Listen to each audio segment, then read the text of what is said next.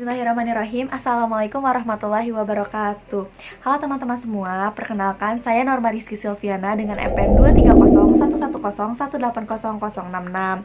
Nah, di sini saya bersama teman-teman saya dari kelompok 7 Perikanan B ingin memberikan sedikit ilmu tentang olahan ikan pindang.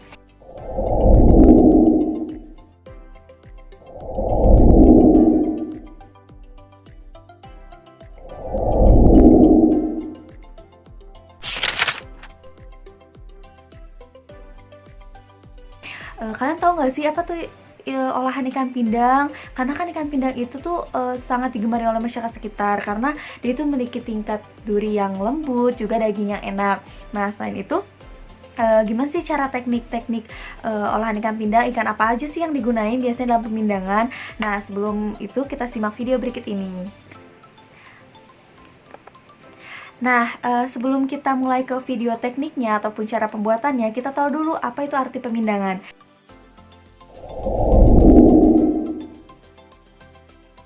Jadi, pemindangan itu adalah upaya pengawetan sekaligus pengolahan ikan dengan dua teknik. Yang pertama yaitu dengan teknik penggaraman dan yang kedua yaitu dengan teknik pemanasan. Nah, selanjutnya yang kedua adalah teknik pemindangan.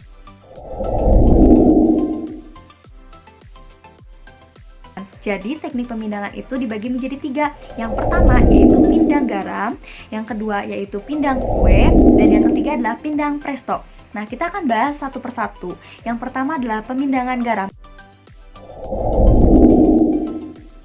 Jadi pemindangan garam itu pertama-tama ikannya akan kita susun dulu lapisan ikannya. Kemudian kita garami dengan garam kering. Ingat ya, dengan garam kering.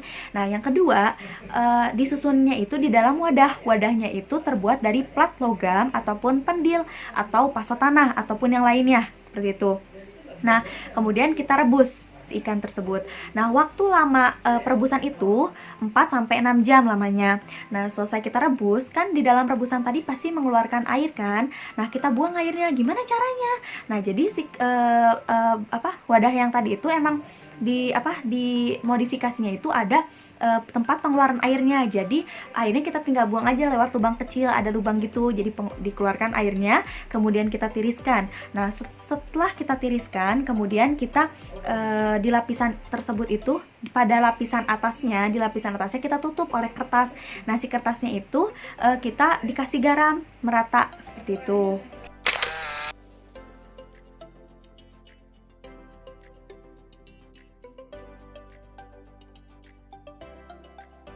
Nah, kemudian yang kedua yaitu pemindangan kue. Nah, pemindangan kue ini tuh hampir sama kayak pemindangan tadi garam tadi dengan menggunakan garam. Namun, pemindangan kue ini disusunnya itu menggunakan keranjang. Keranjang atau rak bambu atau biasanya juga disebut dengan naya. Nah, di naya ini tuh kita diisi ikan. Ikannya itu disusun secara vertikal. Kemudian sudah disusun pada suatu kerangka, kemudian kita celupkan ke dalam air garam yang mendidih dalam wadahnya itu yang terbuka. Kemudian sudah dicelupkan, kemudian ini tuh lama perebusan ini tuh relatif lebih singkat dibandingkan yang tadi kan 4-6 jam. Kalau yang ini tuh lebih singkat. Kemudian sudah direbus, selesai rebus kita angkat, kemudian kita tiriskan dan siap didistribusikan. Dan yang ketiga adalah proses presto. Nah, proses ketiga ini tuh yang banyak digunakan atau yang sering lebih mudah gitu ya menggunakannya. Yang pertama dia menggunakan suasana bergaram. Kemudian yang kedua dengan tekanan yang tinggi. Nah, cuma dua aja, hanya dia dengan suasana bergaram, dan yang kedua itu dengan tekanan yang tinggi, sehingga dia itu akan menghasilkan ikan yang durinya itu lebih lebih lunak gitu ya. Makanya pindang presto ini banyak yang digunakan seperti itu. Terima kasih. Assalamualaikum warahmatullahi wabarakatuh. Perkenalkan, nama saya Naufal Zarif, NPM 113 dari Perikanan B. Saya akan menjelaskan tentang pengolahan ikan pindang. Yang pertama, pengolahan ikan pindang ini terdapat 4 proses atau 4 tahapan. Yang pertama adalah proses penyiangan dan pencucian. Cuman sebelum disiangi atau dicuci, ikan tuh dikelompokkan terlebih dahulu berdasarkan ukuran, jenis, dan juga tingkat kesegarannya. Kemudian ikan akan disiangi dengan menyingkirkan bagian-bagian seperti sisik, sirip, insang dan juga kotoran serta organ dalam dari ikan tersebut. Kemudian setelah disiangi dan dicuci, ikan tersebut akan disusun berdasarkan ukuran dan juga jenisnya. Kenapa harus disusun? Karena agar ikan tuh pas dimasak dalam kuali matangnya tuh merata. Jadi nggak ada yang terlalu matang atau nggak ada yang kurang matang. Terus biasanya tuh proses penyusunan ikan ini dilakukan di dalam kuali yang akan digunakan untuk memasak.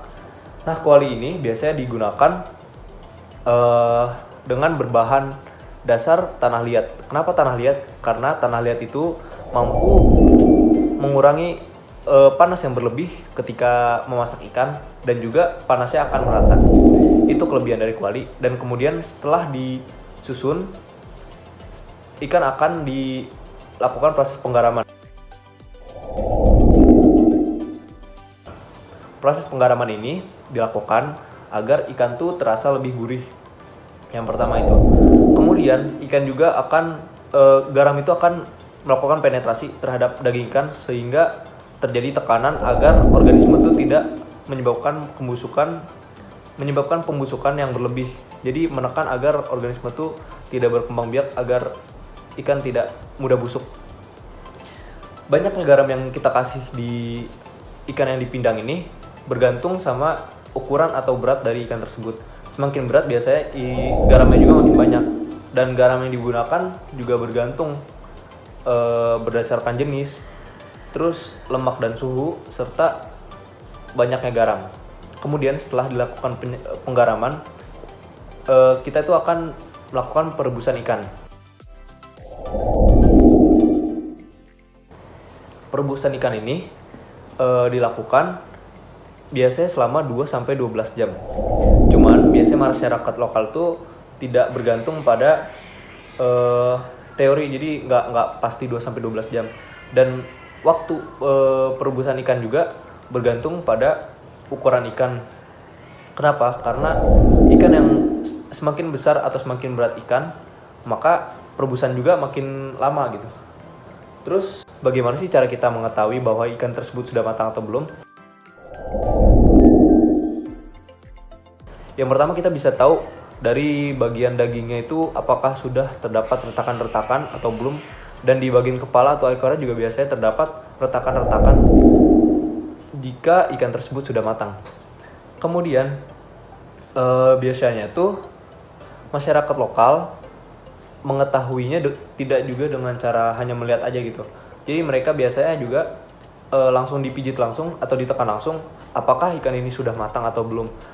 Dan akan biasanya dicek secara berkala. Kenapa? Karena jika hal tersebut tidak dilakukan, maka tidak menutup kemungkinan bahwa ikan tersebut akan terlalu matang sehingga ketika diangkat, ikan tersebut akan patah atau terpisah-pisah bagiannya karena terlalu matang.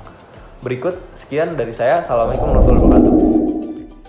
Bismillahirrahmanirrahim. Assalamualaikum warahmatullahi wabarakatuh. Perkenalkan, nama saya Novita Cynthia dengan NPM 230110180068. Di sini sekarang saya selanjutnya akan mempresentasikan mengenai jenis ikan apa saja sih yang digunakan untuk pemindangan, lalu bahan apa saja sih yang digunakan dalam pembuatan ikan pindang, dan alat apa saja sih yang digunakan dalam pembuatan ikan pindang. Nah, yang pertama mengenai jenis ikan untuk pemindangan. Nah, jenis ikan untuk pemindangan ini dapat berasal dari ikan air laut, air tawar, dan juga ikan air payau. Namun yang sering kita jumpai di pasar-pasar pasti ikan pindang, bandeng, tongkol, bandeng, tongkol, bandeng, bandeng, tongkol, di mana ikan tongkol ini merupakan jenis ikan yang berasal dari air laut.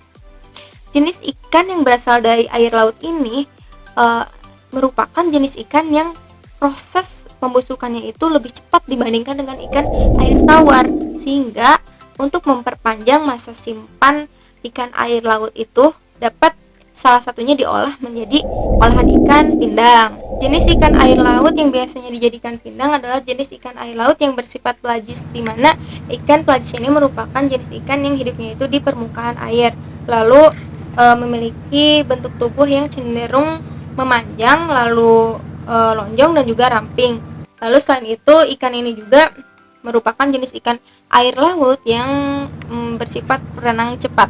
Nah, ikan yang digunakan untuk pemindahan ini contohnya adalah seperti ada ikan bandeng, ikan tongkol, ikan kembung, ikan lemuru, ikan layang, dan juga ada ikan cakalang.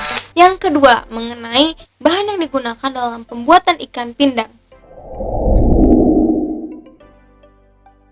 Nah, bahan yang digunakan dalam pembuatan ikan pindang ini ada 3, yaitu ada ikan, ada air, dan juga ada garam. Nah, bahan yang pertama adalah ikan. Ikan yang digunakan adalah ikan yang segar, karena jika ikan yang tidak segar mengakibatkan produk hasil ikannya itu, produk olahan ikan pindangnya itu memiliki mutu yang rendah gitu, sehingga masa simpannya itu relatif lebih cepat gitu. Itu proses pembusukan itu lebih cepat dibandingkan dengan ikan yang segar. Lalu dari segi rasa, ikan yang segar itu lebih memiliki rasa yang lebih enak dibandingkan dengan ikan yang kurang segar, karena ketika memakai ikan yang kurang segar, penetrasi garam yang masuk ke dalam tubuh ikannya itu lebih cepat, sehingga rasanya itu sangat-sangat asin dan bahkan pahit, ada yang pahit gitu. Sehingga itu kurang baik untuk pindang dengan rasa tersebut, karena ikan pindang itu hanya beberapa persen saja menggunakan garamnya gitu.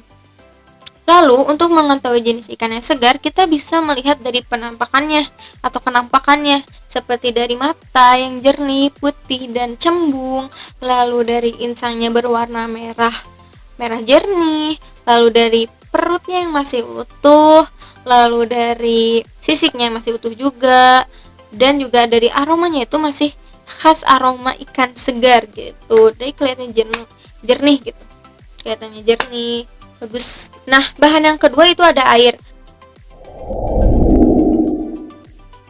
Air di sini tuh digunakan untuk merebus ikan yang dijadikan ikan pindang gitu. Dan dapat juga air itu berfungsi sebagai mencuci ikan agar kualitas ikannya itu tidak menurun. Nah, yang ketiga itu ada garam. Nah, garam di sini itu berfungsi untuk menghambat proses pembusukan oleh mikroorganisme. Dan biasanya tuh garam tuh ada garam kristal dan juga ada garam larut. Nah, biasanya itu digunakan garamnya itu sebesar 15% dari bobot ikan. Nah, yang ketiga mengenai alat yang digunakan dalam pembuatan ikan pindang. Nah, alat yang digunakan dalam pembuatan ikan pindang itu diantaranya adalah 1, ada wadah yang digunakan untuk meletakkan ikan. Lalu kedua ada timbangan yang digunakan untuk menimbang ikan dan dapat dijadikan sebagai kita tuh tahu berapa persen sih yang digunakan dalam pembuatan ikan pindang ini garamnya itu. Lalu yang ketiga ada pisau yang digunakan untuk memotong ikan atau saat menyayangi ikan. Lalu ada keempat itu ada talenan atau nampan yang digunakan untuk meletakkan ikan saat memotong ikan. Lalu kelima ada kompor gas atau tungku yang digunakan sebagai sumber apinya. Lalu ada keenam tuh ada dandang atau panci presto yang digunakan sebagai alat atau wadah perebusannya. Lalu yang ketujuh ada paso atau kendil atau plat logam yang digunakan untuk wadah menyusun ikan pada saat akan dimasukkan ke dalam perebusan. Nah, ini tuh termasuk ke dalam alat yang digunakan pada saat pemindangan garam. Lalu yang kedelapan ada keranjang atau rakayu atau disebut juga naya yang digunakan itu sama seperti sebelumnya, namun itu dalam pemindangan air garam gitu.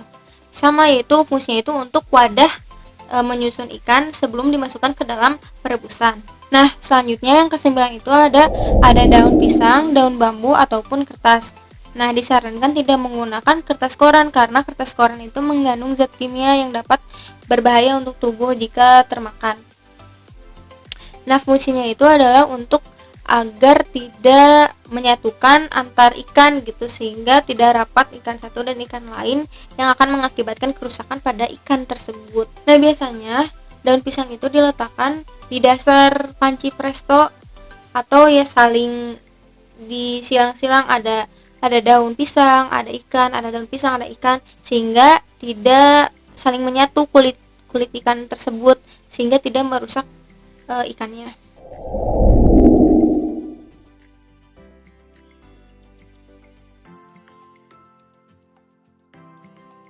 Selanjutnya ada besek dan juga styrofoam yang dilengkapi dengan plastik wrap yang digunakan untuk meletakkan atau tempat menyimpan ikan pindang.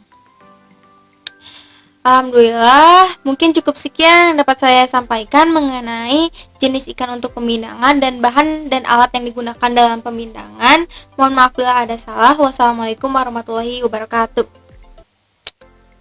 Terima kasih. Selanjutnya teman saya akan mempresentasikan mengenai langkah kerjanya. Assalamualaikum warahmatullahi wabarakatuh. Perkenalkan, nama saya Intan Ukti Fitriana dengan NPM akhir 100 dari kelompok 7. Nah, di sini saya akan menjelaskan tentang langkah-langkah dari pemindangan ikan. Yang pertama yaitu ikan yang akan dipindang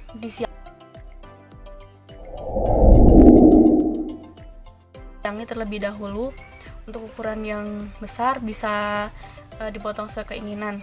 Nah, ikan tuh dibersihkan isi perutnya dengan cara menarik dari tutup insang. Kemudian ikan dicuci di air mengalir hingga bersih, lalu tiriskan. Jangan lupa untuk menimbang bobot ikan untuk mengetahui jumlah garam yang diperlukan. Nah, untuk pemindangan tuh ada 2 macam. Yang pertama dengan proses pemindangan larutan garam, yang kedua dengan pemindangan garam.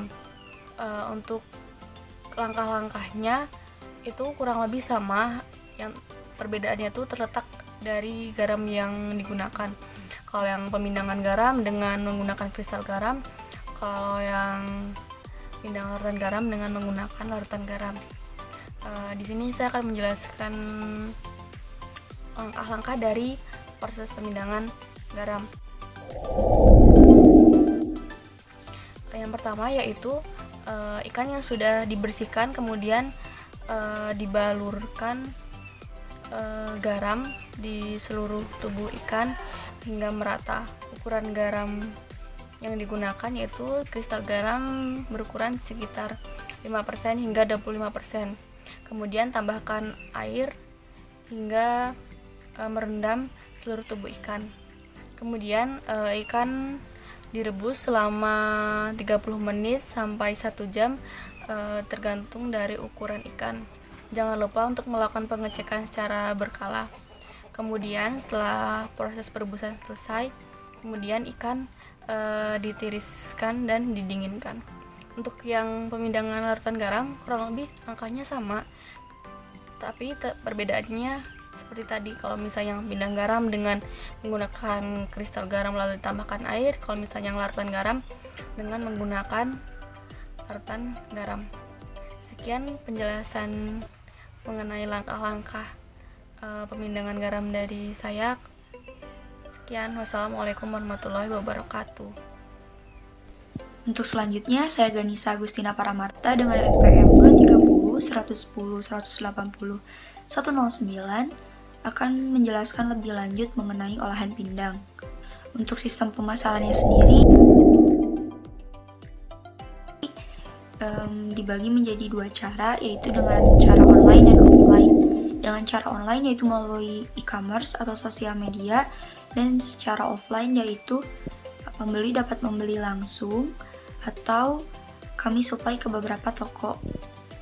Untuk selanjutnya ada ide inovasi. Jadi, ide inovasi dari produk olahan pindang ini terletak pada kemasannya.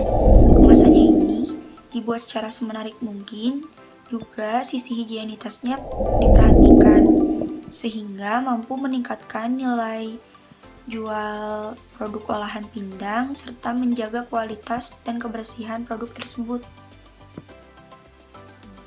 Adapun alasan memilih ide inovasi tersebut yaitu karena produk olahan pindang salah satu produk yang sangat digemari oleh masyarakat.